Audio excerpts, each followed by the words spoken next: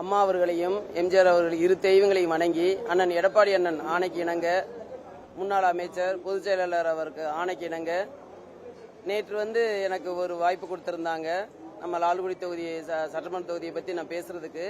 அந்த இதில் எலிஃபெண்ட் அதை பற்றி நான் கொடுத்துருந்தேன். அதை உடனே சிஎம் பார்த்துட்டு அதுக்கு அனிமல்ஸுக்காக, எலிஃபெண்ட்டுக்காக, யானைக்காக ஒரு நல்ல தீர்ப்பு கொடுத்துருக்காங்க.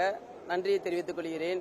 ஏனென்றால் ரொம்ப கோயம்புத்தூர் தடாகம் அந்த மாதிரி அந்த ஏரியாவிலாம் ரொம்ப அந்த ஆளுக வர்றதை உயிர் சேதம் ஆயிட்டு இருந்துச்சு.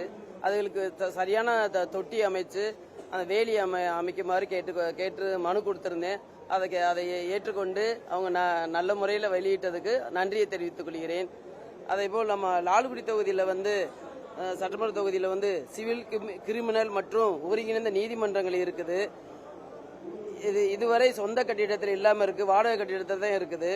சில மாதங்களுக்கு முன்பு ஆங்கரை அரசு பாலிடெக்னிக் அருகில் உள்ள சிவஞான கூட்டுறவு சங்கத்திற்கு சொந்தமான இடம் நீதிமன்றம் வளாகம் அமைப்பதற்கு தேர்வு செய்யப்பட்ட நிலையில் இதுவரை கட்டுமான பணிகள் தொடங்காமல் கிடப்பில் போடப்பட்டுள்ளது.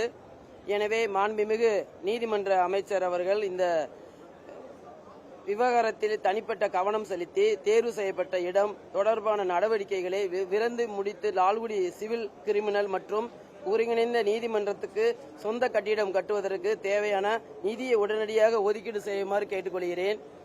அதேபோல் திருச்சி மாவட்டம் லால்குடி சிறைத்துறை பணியாளர்கள் நலன், சிறைத்துறை பணியாளர்களின் நலன், பணிச்சூழல் மேம்பாட்டு மற்றும் நீண்டகால நிலுவையில் கோரிக்கைகளுக்கு அரசு உரிய தீர்வு வழங்க வேண்டும்.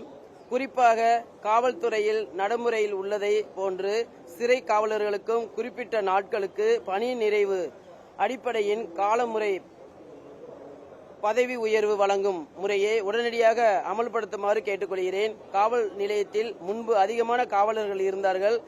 ஆனால் இப்ப குறைவான காவலர்கள் இருக்கிறார்கள். கூடிய சீக்கிரத்தில் நியமிக்குமாறு அன்போடு கேட்டுக்கொள்கிறேன். நன்றி, வணக்கம்.